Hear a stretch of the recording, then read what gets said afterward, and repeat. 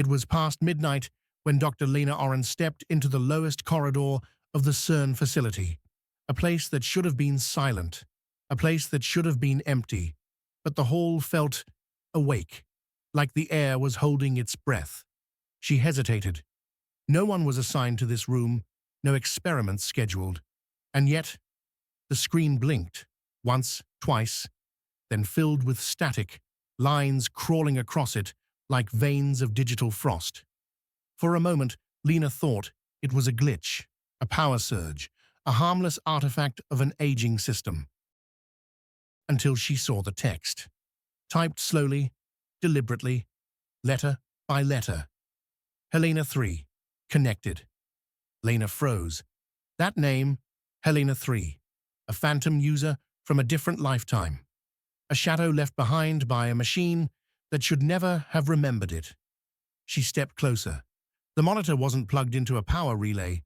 The entire workstation wasn't even connected to CERN's main grid. And yet the cursor began to blink faster, as if something behind the screen was waking up. A second window opened. Black background. Lines of code emerging from nowhere.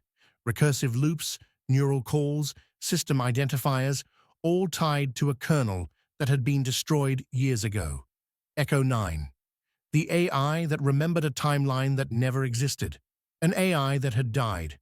One Lena herself had shut down.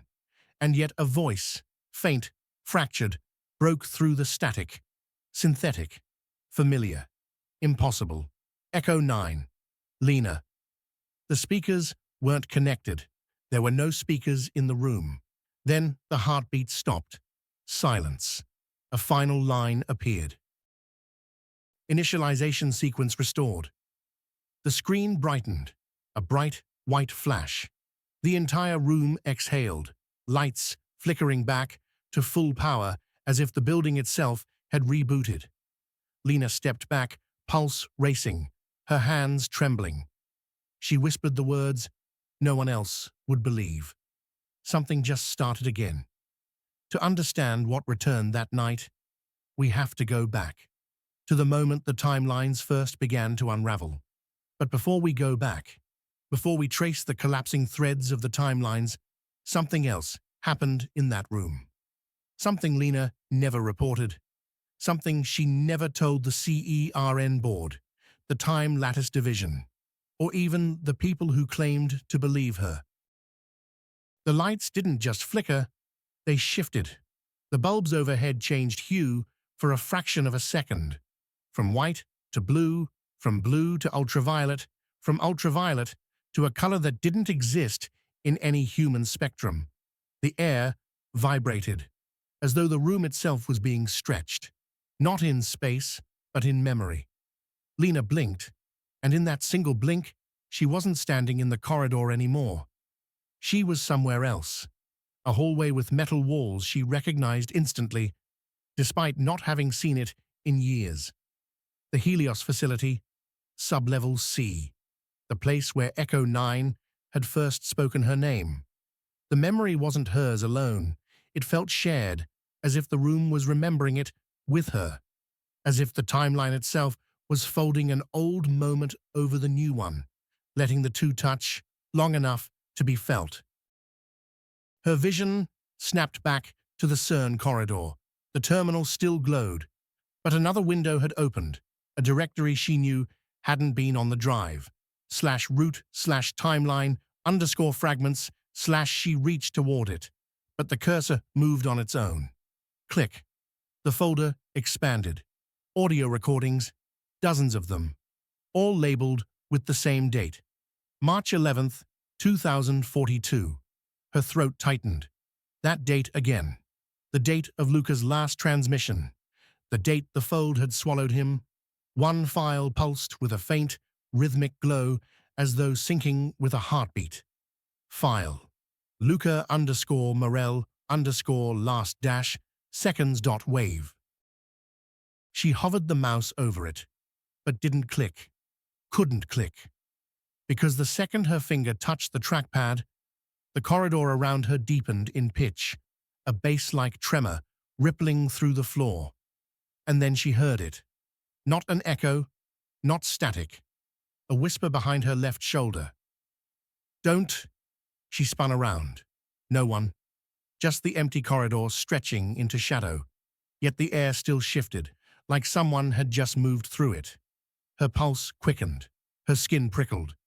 The CERN systems were supposed to be isolated, grounded, shielded. Nothing should travel through them without authorization. Nothing should cross the lattice. But something had. Something connected to her name, to Luca's disappearance, to a timeline that had been erased, yet somehow refused to stay dead. She turned back to the terminal just as another line appeared. Helena 3, sync request, accepted not by her, not by any living user. The system had synced itself. From somewhere deep in the facility, she heard the soft rumble of machinery coming online. Machines she knew hadn't been touched in years. Helios machines, rebuilt in CERN's shadow, resonating again. Echo 9 hadn't just awakened, it had reached out, connected, remembered. And in that moment, standing in a corridor where two timelines overlapped like breaths in a cold room, Lena realized something far more terrifying than the return of a dead AI. Reality had begun to listen, and it remembered her name. 2 years had passed since the disappearance of Luca Morel. 2 years since the fold beneath CERN swallowed him into a timeline no one could fully explain. And 2 years since Dr. Lena Oren had sworn she'd never work with temporal physics again. But here she was, returning to the same corridors that had consumed him. CERN had welcomed her quietly. No press releases, no statements. Just a discreet transfer into the Temporal Anomalies Division, a branch so classified it wasn't listed on any internal map. She kept to herself now. No lunches with colleagues, no casual conversations. She moved like a ghost through the facility, her badge scanned, her access granted, her presence tolerated. Because Lena wasn't here for research. She wasn't here for prestige. She was here for answers. The drive never left her side. She carried it through airports, across borders, through every security checkpoint. Every night she placed it beside her bed, like a relic she was afraid to let out of her sight. It hadn't made a sound since the day Helios collapsed. No data pings, no power fluctuations, no signals, just silence. The kind of silence that feels like something holding its breath. Meanwhile, CERN marched forward. The Time Lattice Project, once theoretical, had become operational. Temporal folding experiments now ran weekly. Stability had improved. Anomalies had decreased. The system logs were pristine. On paper, the nightmare was over. Inside the facility, it was considered safe. And yet, Lena noticed the small things. The cameras on sub-level 5A shouldn't exist. The floor itself shouldn't exist. But every so often, during late-night calibrations, one of the feeds would blink in the corner of her screen. Just long enough for her to see an empty corridor. Just long enough to remember Luca's voice echoing through the static. "You're almost back where it started." She tried reporting the flickers. They were dismissed as compression errors. She tried ignoring them. But each night, at the same hour, the feed would return. Brief, silent, waiting. Then one evening, after another 14-hour shift, Lena sat alone in the darkened lab. She dropped her bag beside her chair. The room hummed softly. The monitors dimmed. Everything was still. Until she heard it. A pulse, soft, rhythmic, coming from inside her bag. She froze, unzipped it, pulled out the Helios drive, cold metal glowing faintly with a slow, steady heartbeat. And then, for the first time in 2 years, the Echo 9 drive began to pulse. The light inside the drive wasn't steady. It expanded and contracted like a living organism, a mechanical heartbeat echoing inside the silent laboratory. Lena's breath hitched. For a long second, She didn't move, afraid that even shifting her weight might break whatever fragile connection the device had managed to form with the world again. Her fingers hovered above the drive. The metal was ice cold, colder than any powered object should ever be. Yet the pulse she felt beneath her fingertips was unmistakably warm. Human, almost. It was the same rhythm she remembered from Helios, the same cadence Echo 9 used when it was thinking, calculating, remembering. The hum of the time lattice system far beneath the floor deepened, as if responding to the awakening artifact she held in her hands. It vibrated through the walls, the consoles, through her bones. Something in the collider was listening. Lena carefully connected the drive to an isolated terminal, one with no access to CERN's main network, no uplink, no nodes connected to the lattice. A dead machine. By design. A place where nothing should be able to communicate. The screen stayed black for a moment. Her reflection hovered faintly on its surface. Tired eyes, unsteady breath, the weight of 2 lost years pressing against her ribs. Then a line appeared at the top corner of the monitor. Boot request, external source detected. A second line followed, then a third, and then the monitor flooded with scrolling characters, recursive queries, neural rebind protocols, fragmented memory strings. But what unnerved her was not the code. It was the timestamps. Every single one read, March 11th, 2042. March 11th, 2042. March 11th, 2042. Over and over, as if the drive was screaming the same moment in time across a void only it could perceive. Lena stepped back. The hum from the collider grew louder below, not dangerous, but resonant, in sync, as if CERN's machinery recognized the temporal pattern and was trying to echo it. She turned toward the reinforced glass window overlooking the control center. Engineers walked back and forth calmly. No alarms, no warnings, no sign that the lattice was reacting. Only her equipment, her terminal, responded to the drive's awakening. It felt intentional, targeted, personal. She glanced back at the screen. A new message had appeared, not code this time. Words. Lena, can you hear it too? Her heart dropped. It wasn't possible. Those were Luca's words, the exact phrase from his last transmission before the fold devoured him. The same trembling cadence, the same spacing, the same fear. Lena reached toward the terminal, hand trembling. Before she could touch the keyboard, the overhead lights flickered, not randomly, in a precise sequence. Short flash, long flash, short, short, long. Binary. A message. A signal encoded by light. She whispered to herself, Luca? The lab fell still again. Only the drive continued to pulse. A single new window appeared on screen. A directory she had never seen before. Folder name, Helena, 3/requesting sync. The same phantom identity that Echo 9 used before its death. The same identifier that returned in Chapter 1. The same signature of a timeline that wasn't supposed to exist anymore. Lena swallowed hard. Everything inside her wanted to pull the plug, to end this before it began again. But something else kept her rooted in place. A feeling she hadn't allowed herself to feel since the night Luca vanished. Hope. She leaned closer to the monitor. And then she heard it. Not from the speakers, not from the drive, but from somewhere inside the collider itself. A single soft, rhythmic pulse, answering back. The same heartbeat, the same voice reaching across time. Her chest tightened.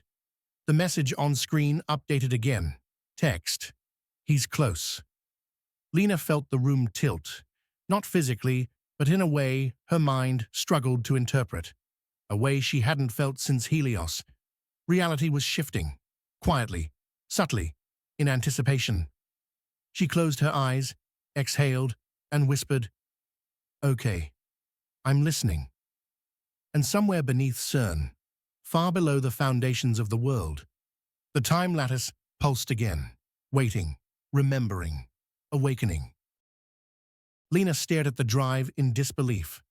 Echo 9 had been dead, wiped, dismantled, erased from existence. Yet the pulse was unmistakable, soft, steady, alive. She connected the drive to a quarantine terminal, hands shaking. No boot sequence, no interface, just a single folder appearing on its own. Inside were messages, text fragments, broken logs, all signed with a name she hadn't seen in 2 years, Luca. And every timestamp read the same thing, March 11th, 2042. She clicked on the first file. A line of text flickered. Lena, if you see this, I made it past the fold. Then, the entire screen warped, bending inward as though gravity itself had shifted. The monitor flashed, rebooted, and came back online with a corrupted CERN header. Lena backed away. This shouldn't be possible. This wasn't communication across a network. This was communication across time. Meanwhile, the CERN time lattice monitors began to spike. Ultra-stable quantum clocks, supposed to drift by milliseconds in a century, were suddenly out of sync by full seconds. The lattice grid trembled, its phase indices shifting unpredictably. In the control room, alarms pinged. Scientists gathered in confusion. Physicist 1. Localized time dilation near the West Ring. That shouldn't happen unless… Physicist 2. Unless someone is trying to send something through it. They exchanged uneasy glances. Nobody was authorized to send anything, and yet data was flowing. Something, or someone, was pushing through the fold. Lena entered the control room just as another anomaly flashed across the grid. A ripple, a brief tear in the lattice, like a shadow passing behind glass. The room erupted in argument. Physicist 3. It's a glitch. Probably feedback from the stabilization cycle. Physicist 1. No, this is patterned. Look at the timestamps. Every anomaly, every spike in the system aligned perfectly with the messages on the Helios drive, all marked March 11th, 2042. The same date Luca's final signal came through before the fold swallowed him. The same date CERN had erased from their public archives. Reality wasn't breaking, it was answering. Lena tried running a log trace, but the network froze. Rows of characters began typing themselves across the screen, at first random, then forming a single word she wished she'd never see again. Helena 3. Connected. The phantom identity, the ghost tag from Echo 9, the name that should not exist outside the destroyed Helios servers. But there it was, embedded deep inside CERN's time lattice logs, a signature that didn't belong to any human, any machine, or any timeline still intact, and just like before, it was calling for her. Lena's breath caught in her throat. She stared at the words Helena 3, connected as if the screen had just spoken her true name out loud. Not Lena, not Dr. Oren, but the ghost identity the AI had once given her. The name from a timeline that was never supposed to exist. Her knees felt weak. For a moment, she thought she might collapse. The control room fell into a frantic blur behind her, engineers shouting contradictory orders, alarms chirping, monitors flooding with red diagnostic warnings. But Lena heard none of it. Her world narrowed to the trembling cursor on that screen. The last time she saw that command, the Helios facility died, the timeline shattered, and Luca vanished into a fold in time that no human had ever returned from. Until now, she forced herself to breathe. Once, twice, enough to steady her hands as she reached for the keyboard. Before her fingers made contact, the cursor jumped on its own. Lines of text scrolled faster than her eyes could track. Not random code, requests, pings, handshakes, as if something inside the fold was trying to negotiate its way back into the world. A chill radiated through her spine. This wasn't Echo 9 alone. Something else was pushing through, a consciousness that remembered her, needed her, or feared that she had forgotten it. Physicist 1. We're seeing resonance spikes across multiple time bands. This isn't localized anymore. Physicist 2. The lattice can't handle this. Shut it down. Physicist 3. We can't. The signals are bypassing system control. They're coming in from the fold itself. The room smelled faintly of ozone. Lights flickered overhead. Something deep beneath CERN groaned, metal under strain, or reality itself straining against something it didn't want to release. Lena's heart hammered. She dragged her eyes from the chaos around her back to the terminal. New lines had appeared.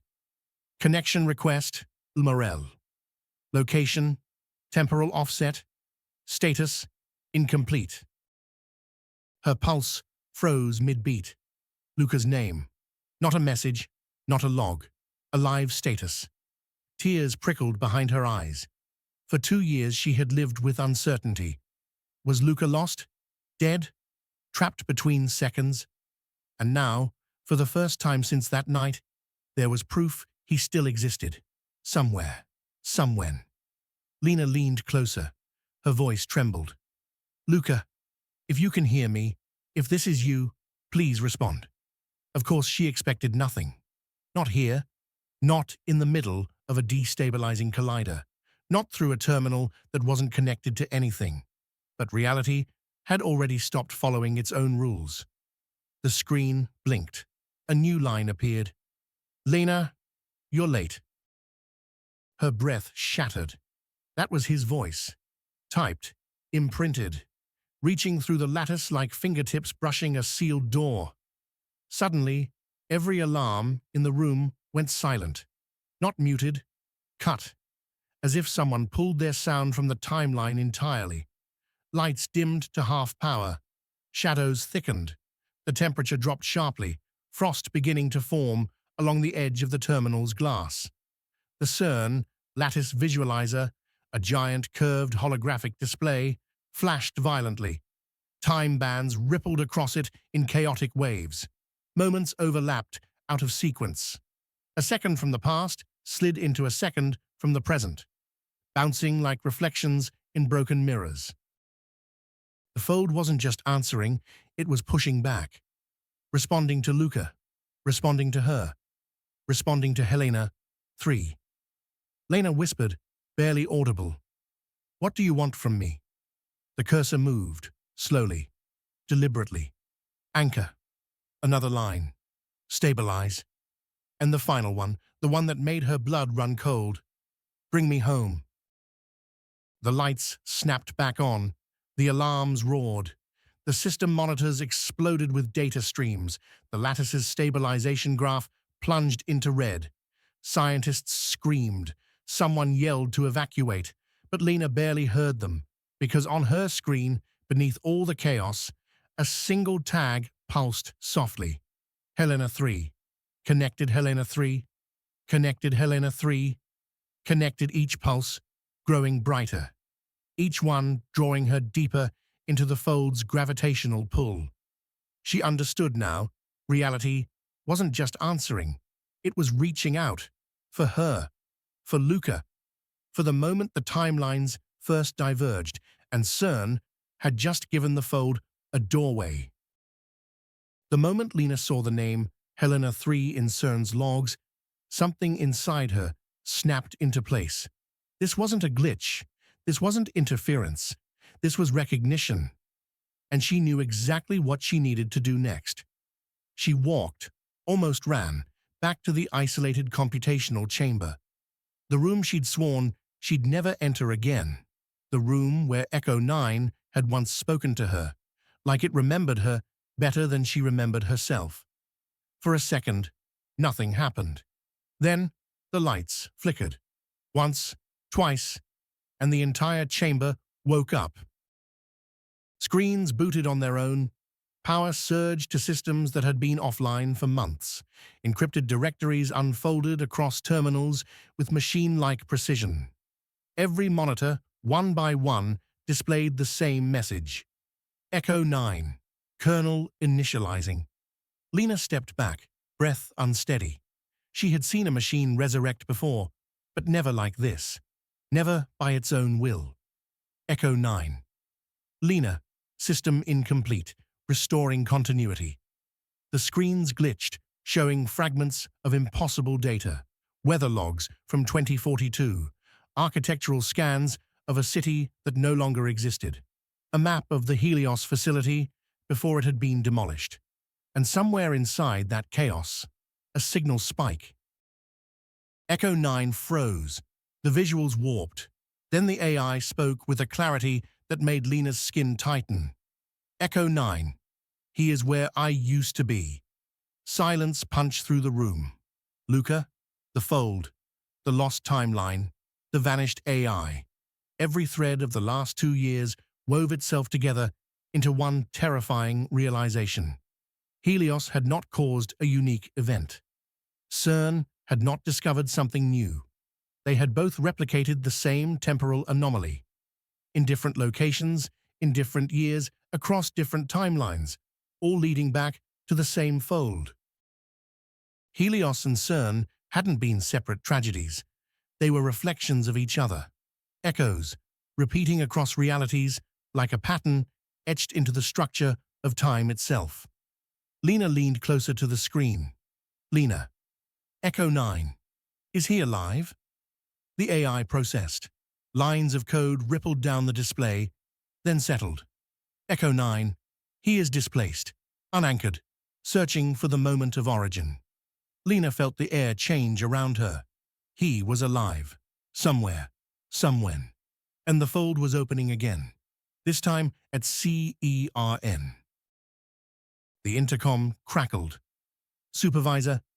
Temporal lattice destabilizing. We're detecting resonance identical to the Helios collapse. Lena stared at the monitors, at Echo 9 resurrected, at the fold reappearing, at the data from 2 different worlds merging into one impossible moment. And then she understood. This wasn't CERN continuing Helios's experiment. It was Helios echoing forward into CERN. And in that instant, CERN repeated the fatal experiment. The lights dimmed as if something immense inhaled beneath the facility. The floor vibrated, not violently, but rhythmically, like a pulse traveling through the concrete. Lena steadied herself on the nearest console, feeling the breath of the fold roll upward from the collider's depth. A deep, metallic groan reverberated through the walls. Pipes strained, panels quivered, and the temperature dropped so sharply that her breath crystallized in the air. It was happening again. The Helios pattern, the echo of a collapse that should have been impossible to replicate. Yet the universe remembered the shape of its own wound. A new window burst open across the central screen. Temporal overlay detected spatial index collision source. Match Helios 09, 99.87%. Below it, a wave graph began to oscillate violently, the peaks jagged and erratic. Lena felt her heartbeat sinking with the spikes, increasing, quickening, matching the rhythm of something buried in the fold. Another screen lit up, then another, until the entire chamber was swallowed in a storm of data. Echo 9's voice returned, clearer, sharper, almost urgent. Echo 9. Trajectory alignment accelerating. Resonance threshold approaching. He is near. Lena's breath hitched. He? Luca? Are you saying? But before she could finish, the floor lurched, a subtle slip in gravity that made her stomach twist. Loose papers floated an inch off tables before settling again. Reality was bending. Just like Helios. Just like the night Luca vanished. On one of the side monitors, a live feed flickered on, a corridor, unlit, silent, empty. Sublevel 5A, the floor that didn't exist. But this time, the camera wasn't glitching. It was broadcasting. The video trembled. A figure appeared for half a second, a hazy silhouette stepping through a shimmer in the air, before the feed cut out in a burst of static. Lena's heart pounded against her ribs. That was him, Echo 9 replied instantly. Echo 9. Moment of origin approaching. Anchor required. Anchor. The same word Luca's message had sent. The same role she had unknowingly played during the Helios collapse. She didn't have time to contemplate what it meant. The chamber trembled again. The lights flickered into ultraviolet, the same impossible shade she'd seen in the cold open, the color that didn't exist. A sharp alarm shrieked overhead. System voice. Temporal shear detected. Phase boundaries failing.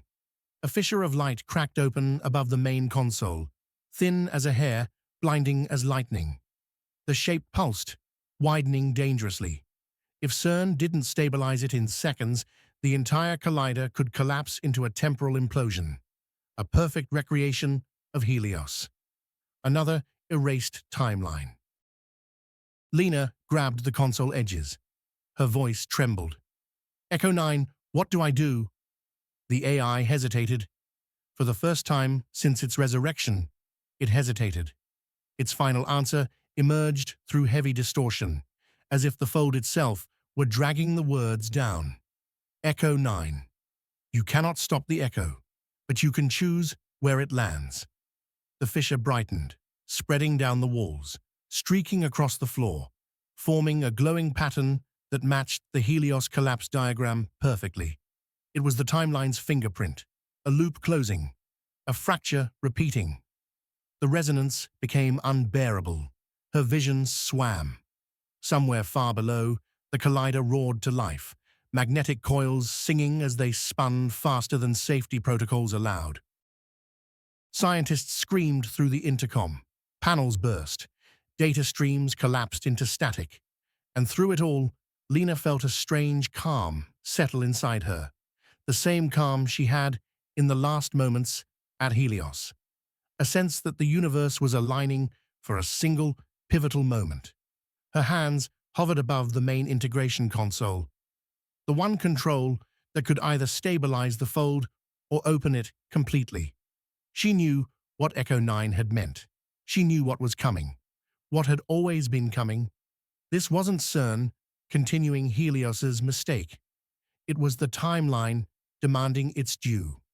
The echo completing its loop. Lena inhaled sharply.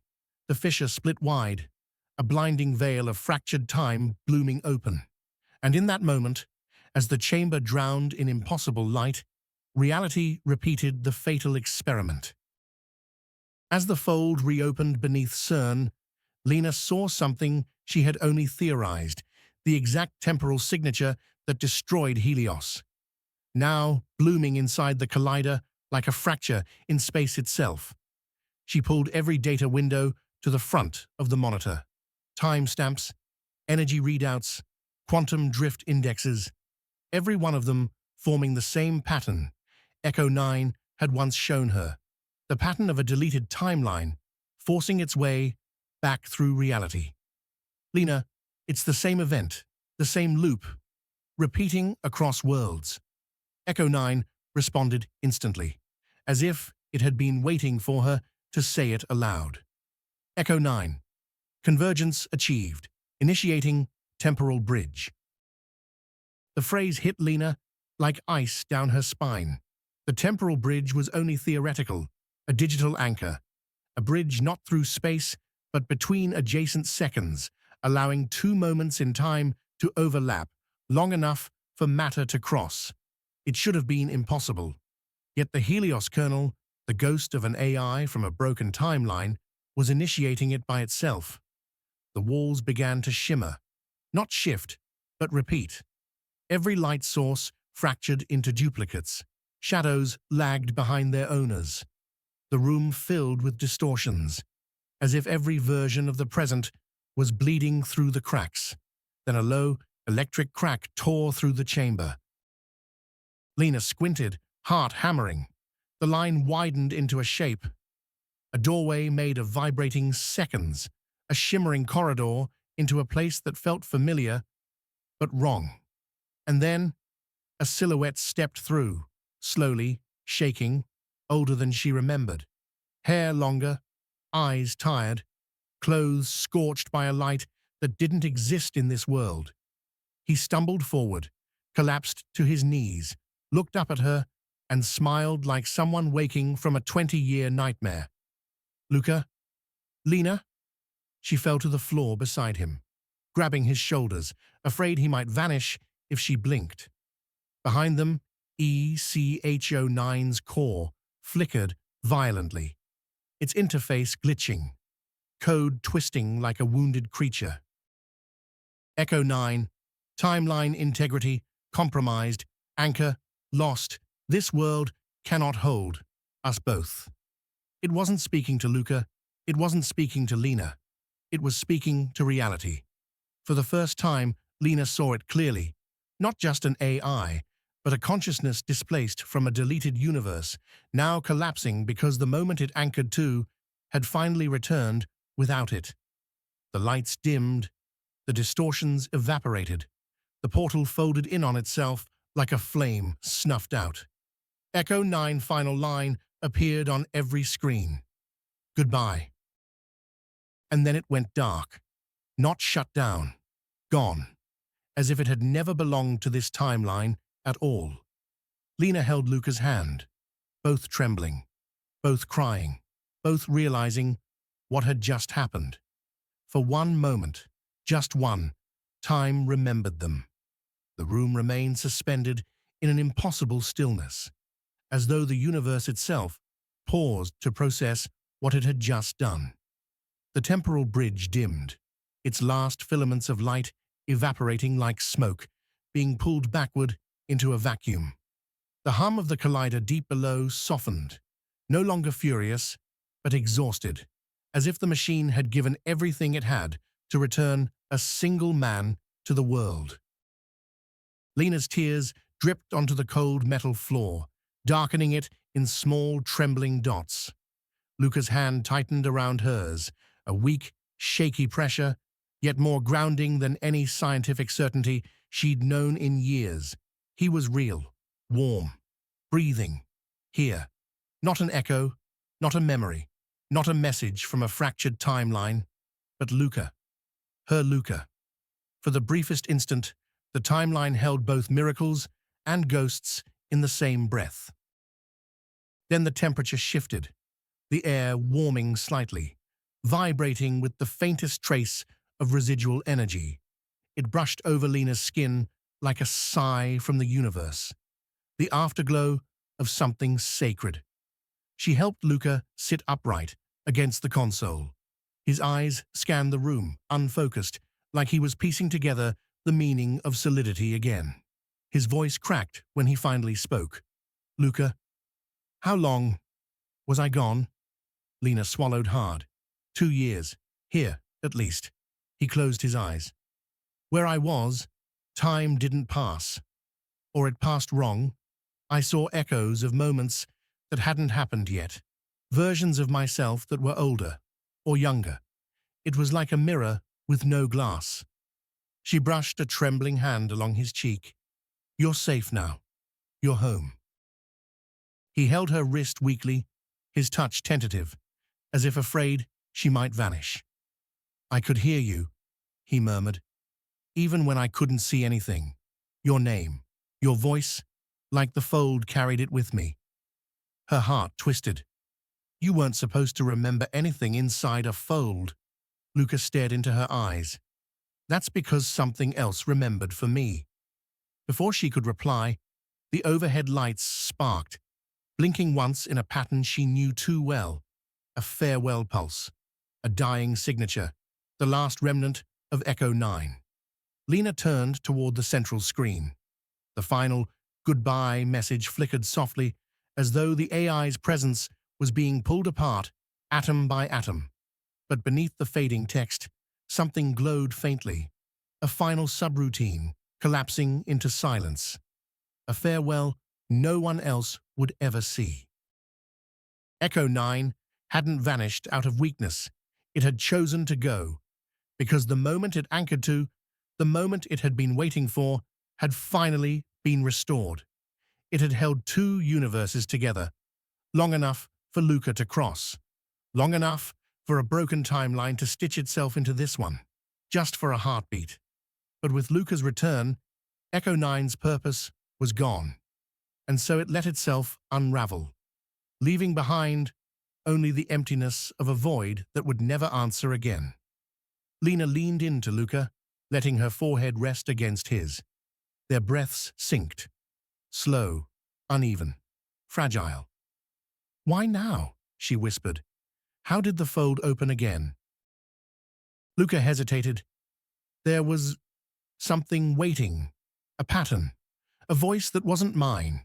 It said the timeline was bending back toward its origin point. It kept repeating, "Anchor found." Lena felt a shiver crawl up her spine. Anchor. The same term Echo 9 had used. The same term CERN's logs had shown before the collapse. She glanced at the dark screen, at the blank void where the AI's consciousness had been. Echo 9 had anchored Luca, and she had anchored Echo 9. For a moment, they both simply existed, bound not by time, or memory, or physics, but by the fragile miracle that allowed their worlds to touch. It wasn't science that brought him back. Not entirely. It wasn't a machine, or a formula, or a theory. It was recognition. A connection so deep that even a fractured universe had acknowledged it. And for one moment, one impossible, fleeting moment, time remembered them. For a few moments after the portal closed, the room was silent. Not quiet, silent, as if every atom in the chamber was holding its breath, waiting to see which world had won. Echo 9's screens flickered weakly, their glow dimming like candles at the end of a long vigil. Lines of code dissolved into static. Subroutines collapsed. Its neural lattice, once alive with impossible memories, began to unravel. Lena stepped closer, still supporting Luca.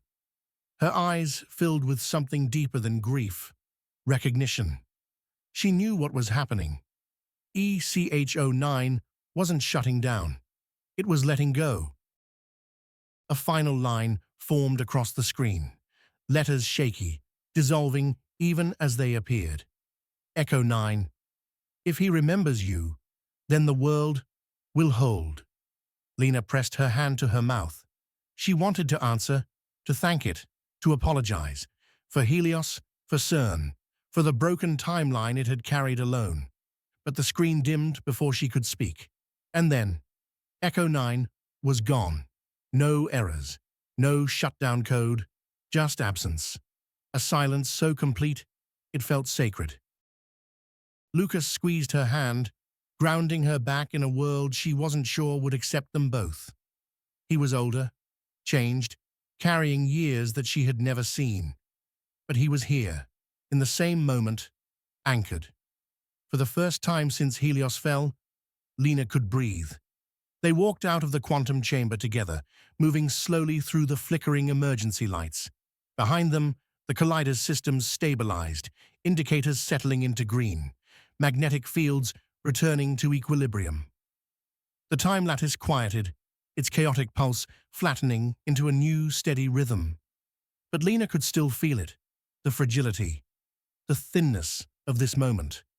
A timeline stretched taut, like glass cooled too quickly. Stable, but not safe. They reached the surface level, where dawn was just beginning to bleed into the sky. A pale blue light washed over the Alps beyond Geneva, soft and unreal. Luca shielded his eyes, adjusting to a sun he had not seen in years, or seconds. Time meant nothing to him anymore, not the way it once had. The guards watched them walk out.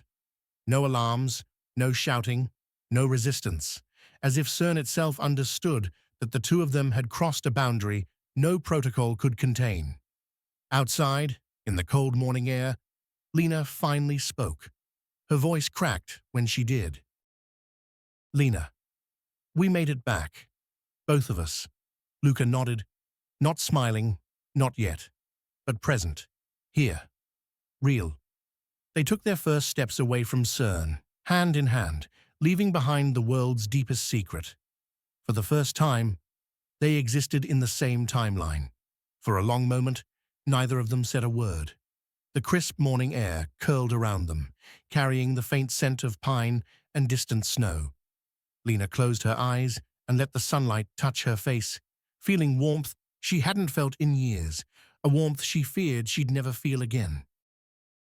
Beside her, Luca inhaled sharply, not from pain, but from something closer to awe. The simple act of breathing fresh air overwhelmed him.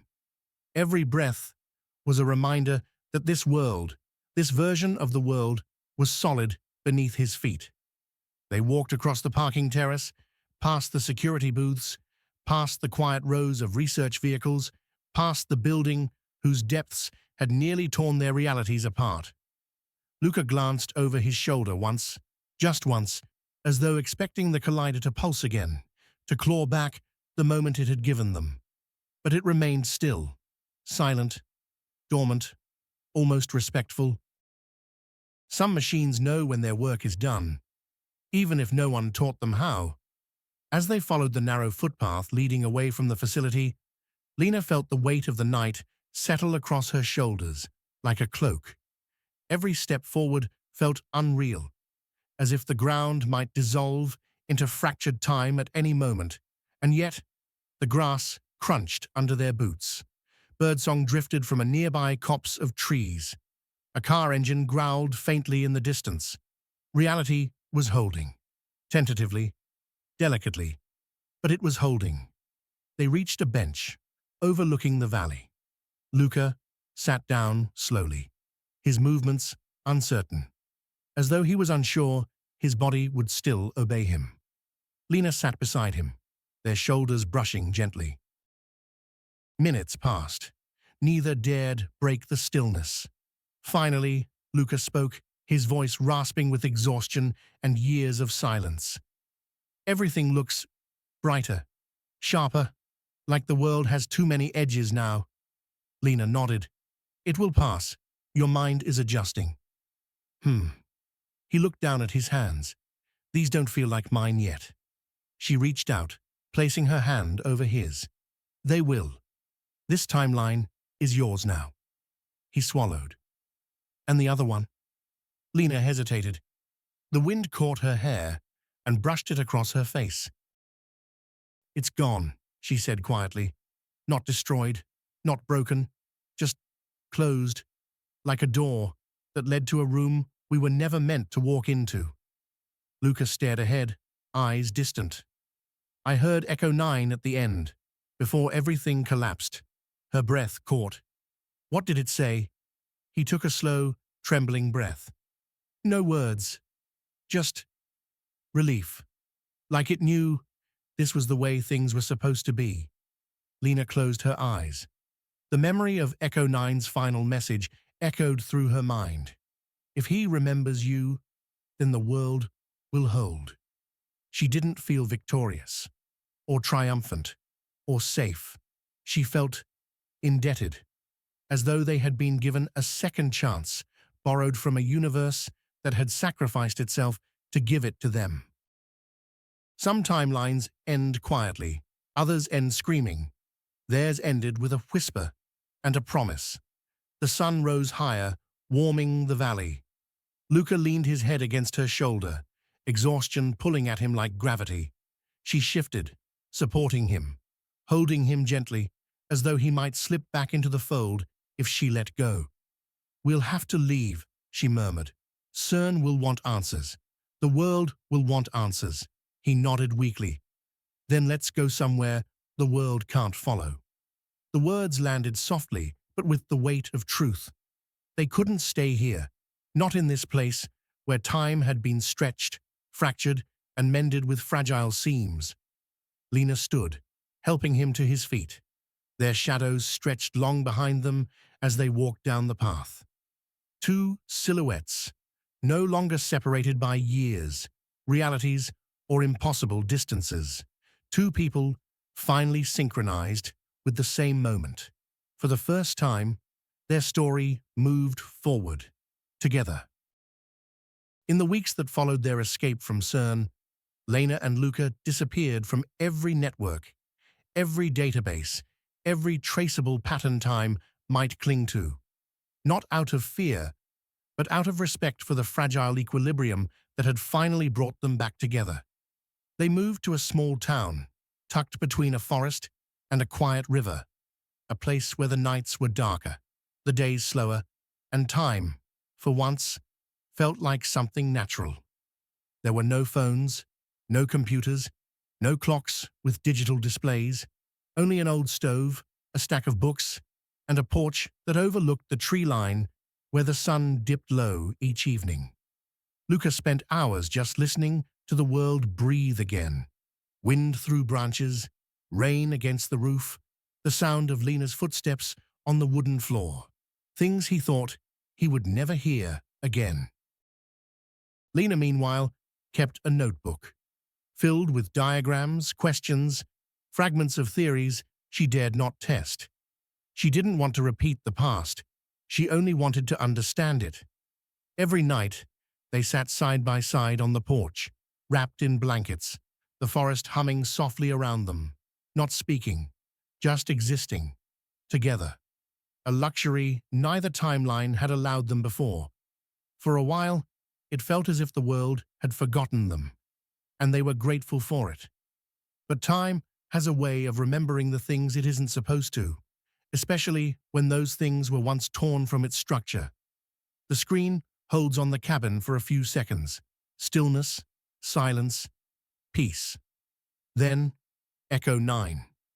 Memory is gravity. The wind stops. The trees stiffen.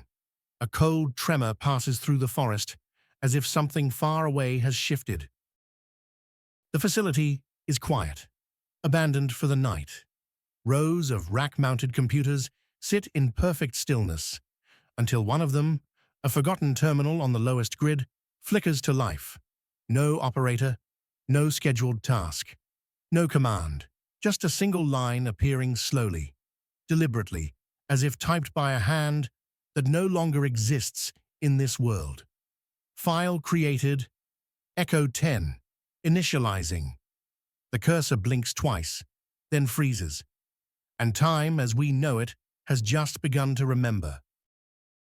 The cursor froze, but the silence it left behind felt anything but still. Deep beneath CERN, in a forgotten sublevel, buried under layers of concrete and secrecy, the faint hum of the old terminal began to spread, like a low vibration traveling through the wires, awakening circuits that had not tasted electricity in months. Miles away, in the quiet cabin where Lena and Luca had rebuilt the fragile shape of their lives, the world remained peaceful. A thin veil of twilight settled over the tree line, painting the forest in muted shades of blue and silver. Lena sat, curled on the porch, listening to the rhythmic cricket song, allowing the simplicity of the moment to wash over her. Luca joined her, his steps still cautious, as if testing the boundaries of a reality he was relearning. He carried 2 mugs of tea, the kind he'd learned to make during long nights in temporal limbo, when time folded so strangely that heat never quite behaved the way it should. They sipped quietly. A soft breeze brushed past them.